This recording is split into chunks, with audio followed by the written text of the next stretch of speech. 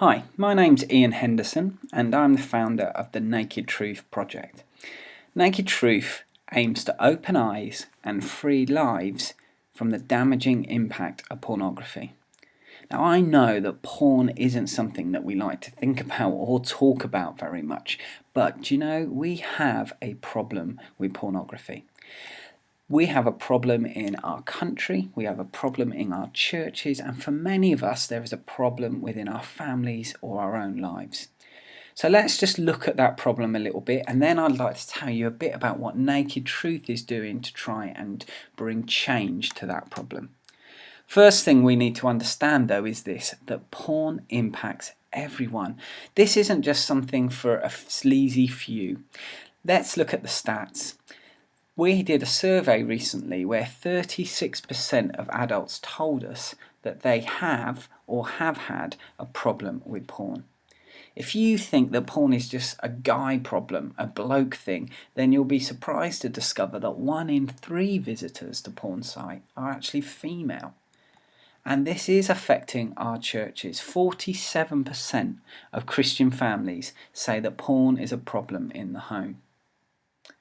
This stat is difficult for anyone who is a parent or a youth worker or anyone who has a heart for young people, because porn is affecting our children. 1 in 3 10-year-olds have seen porn online, and the first average age of first exposure to hardcore pornography is 11 years old.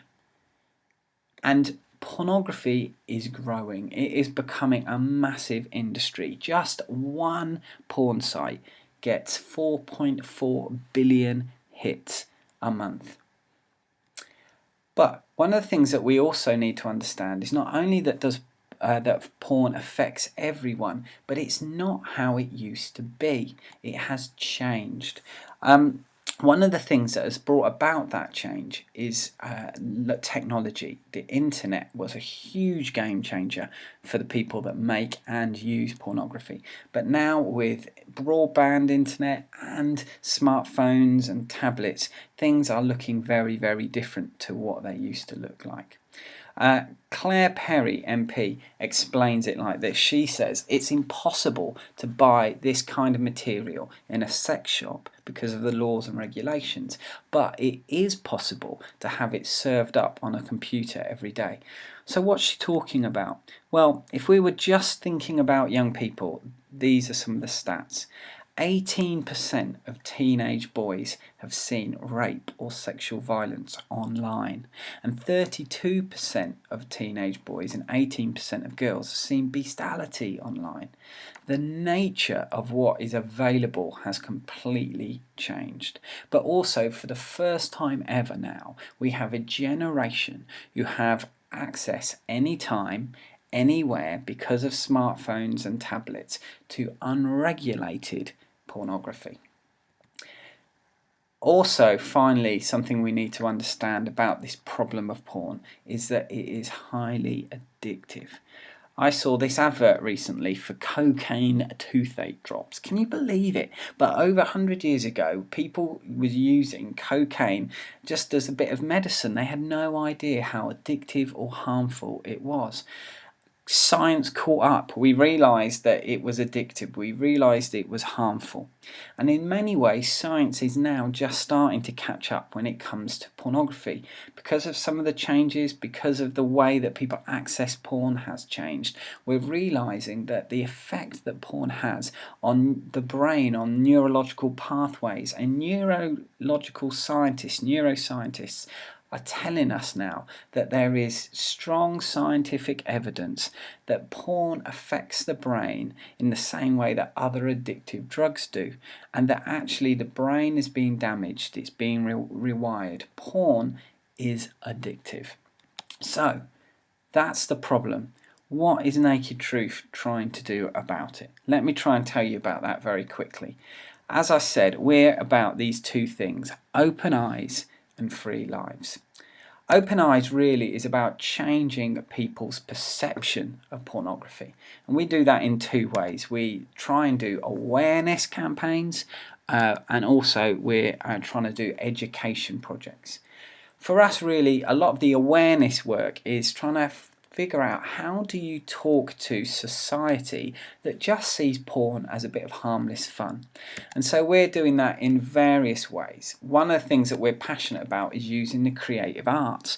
We believe whether it's using something like this campaign here, the guerrilla marketing campaign, or whether it's film or theatre or poetry or other creative arts, you have the opportunity to provoke and question the status quo, the perceptions that people have, without them feeling like you're being a bit preachy.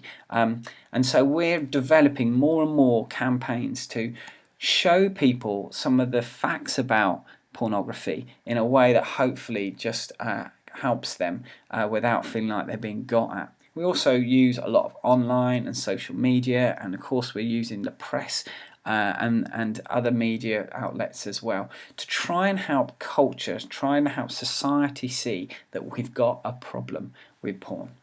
But also, as well as just awareness, we want to go a bit deeper with that than that. So we're doing more and more education programs. Of course, that's happening in schools, but also we're doing events and things in churches and conferences. Our aim really is just to inform, but also to inspire. Yes, we want to give people the information they need, but we want to also help inspire them to believe that there's something better, that there's other options, that there's alternatives, that actually for those that are battling with porn, that they can find freedom from that. And that leads us really to the second thing that we are passionate about, and that is bringing freedom, freed lives. And we're seeking freedom in two main ways. We want to bring hope and help, and also we want to bring social change. Hope and help is what it says on the tin. It's our desire to bring something practical that is going to actually bring change, that's going to bring freedom for those that are battling with porn. Whether it's someone who's had a 20-year addiction, or perhaps a teenager who's just been exposed for the first time, whether it's an atheist or a church leader, we want them to find practical support. And so we're creating online resources for that, where we've got professionals giving us content and trying to create ways in which people can find the help they need anonymously, actually, online. But also we're trying to create groups so that people can find freedom and accountability in community. And so with local churches, we're trying to form lots of groups across the country that will be there for people who are wanting to find change. And we actually believe, in the same way that, for example, Christians Against Poverty have found that when you deal with an issue that is really affecting someone's life, it opens up the opportunity for the gospel. We want to see that happen as well in what we're doing through our Free Lives campaigns. Finally, as well, we're recognising it's important to try and rescue people out of the river, but we also want to go upstream and stop them falling in the first place. And so that's about social change. So we're doing work to try and bring changes in law. We're also trying to equip people to bring changes in the marketplace. And so that's another significant part of what Naked Truth does. So, open eyes, changing people's perceptions through awareness and education, but also changing people's behaviour, changing lives through our support groups online and offline. If you want to find out any more about Naked Truth, perhaps you want to pray for us or even support us, or perhaps you're looking for help yourself, please visit our website, which is nakedtruthproject.com.